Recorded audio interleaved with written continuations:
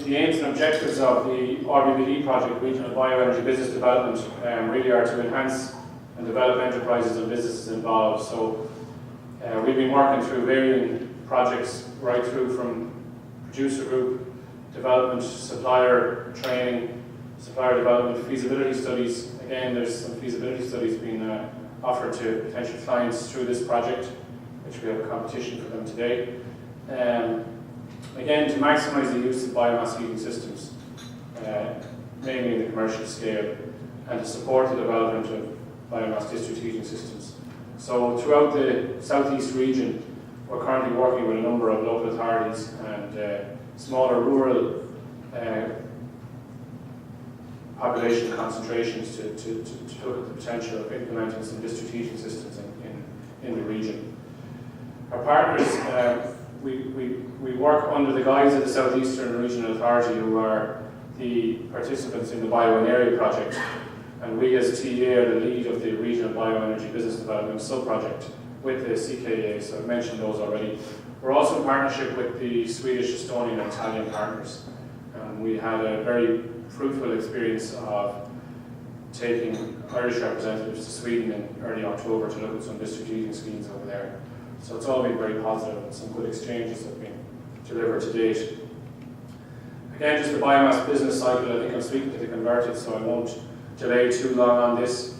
But I think the key really are the links in between each of those boxes. Our experience throughout the southeast region is that each of the boxes in themselves are quite capable. It's the links between them is where the breakdown occurs, and that can lead to issues for the particular element.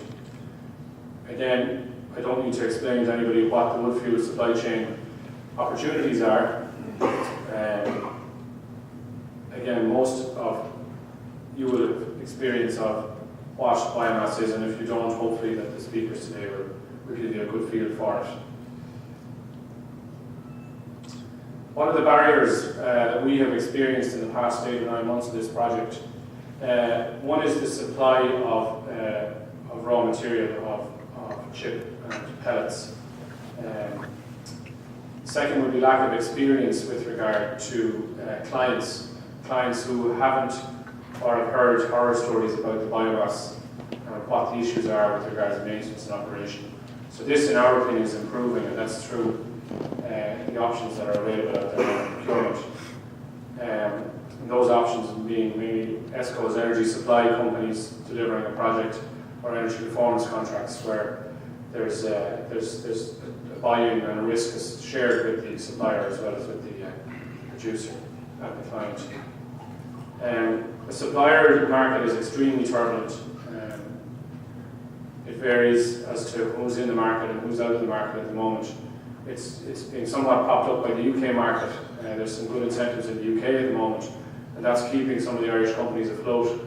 But they will all argue that they need a lot more projects, and they need them soon to ensure that their business remains viable.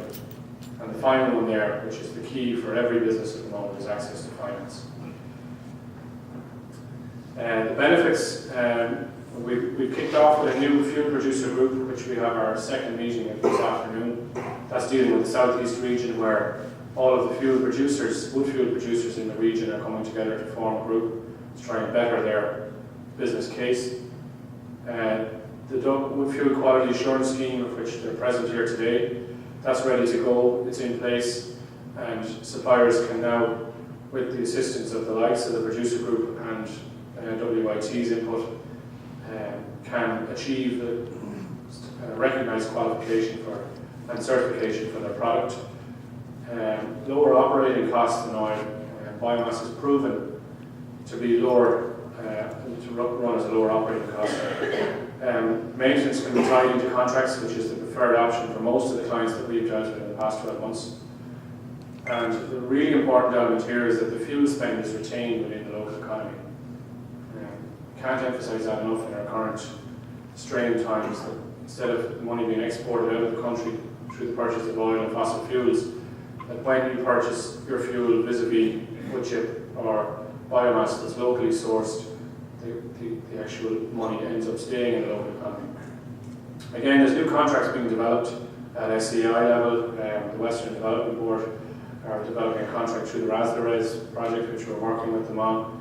And we in the CEA have implemented some good contracts in the past 12 months with some of our more, what we call the public sector clients. Again, just some of the elements of fuel production and delivery. Again, probably speaking to the converted in the room, so I won't delay too long on those. Again, the question over biomass resource and demand. This is the SCAI Biomass Atlas, which is available on their website, and I've just used Kilkenny as an example for today. So again, there are a number of installations in the region. You can see they're represented by the red dots. They're industrial biomass users. So again, focusing on commercial. There are a good number of boilers in, but the suppliers of the equipment and the fuel would argue there's not enough, and the potential is there to add more. The question is always asked with clients, they argue that the resource isn't there. Here are the figures from the Colford Roundwood forestry forecast up to 2028. And if you follow the graph from the bottom line there, which deals with the private and public, it's split into public and private biomass, i.e. public owned by Creative, private owned by private growers. If we were to have 433 number 200 kilowatt boilers installed, that require 120 tons of chip dry to 30% per annum. By 2023, we still have more than enough produce in the region to supply those boilers. The issue is getting that biomass out into the boilers, but it is growing, it's in the ground, so it's there. And I suppose the likes of the fuel producer group and some assistance with Chagas and IFA are aiming to get this biomass onto the roadside and get it into the market. But there's no point in putting it there if the boilers aren't there. So that just proves that the capacity for the resource of fuel is within the region. Here's some financial appraisals of the projects we've completed in the last 5 months. I won't delay too long on those, but the key elements really are the bottom line, the two bottom lines there, the simple payback, and these are excluding grant aid. So again, they're all pretty viable, they're all in operation, and they're all satisfied at the moment. That's a positive really that we've experienced. What are the financial options that are available out there? There's a traditional client purchase, which some of the public bodies are forced to implement at the moment, and there's work ongoing with SCAI and the public energy performance contracting to try and change those procurement mechanisms. Once projects go above a certain value, there's elements of capital purchase and asset value that have to be dealt with. The second option is capital purchase, which we mentioned already, but then to sign a heat supply and operate agreement with a capable supplier. And that's a very, very interesting option that a number of the clients I had on the previous slide have opted for. There's a part ESCO model where a supplier funds the capital investment in the biomass equipment and they recover their cost over a 7 to 10 year period, charging it back via the kilowatt, and that still can work ahead of the price of oil. So again, it's very case specific. And then there's the full ESCO, which deals with the whole building and not just heat. So there are some pilot schemes underway with SCEI, the OPW and the HSE are working on a number of projects at the moment where they're aiming to implement a full ESCO where companies would come in and supply the entire light heat and facilities management for a building stock, and that would be signed over on a 15-year agreement, 10 to 15-year agreement. So in conclusion, I won't delay much longer. Judging on the 5 projects that we have dealt with in the last 8 to 10 months, it makes financial sense. Biomass and bioenergy are now clearly defined as an economically viable activity and not just a traditional environmental activity, which some people were led to believe. The supply will improve as the demand rises. Suppliers can achieve standards when they have the sufficient delivery capacity.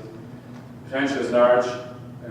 I always say to people, just think of all the oil lorries that you pass on the road every day that are taking money out of our indigenous economy. So if we could change some of those for biomass delivery trucks, it would benefit everybody in the region. And then the obvious larger scale element of the need for communities to work together, as has been done across Europe, with district heating schemes. A lot of experts would say it doesn't work in Ireland, but the Swedish, the Danes, the Austrians would argue differently. And we aim within this project to bring some of that experience here. So again, I'd like to thank you for listening to me for a few minutes.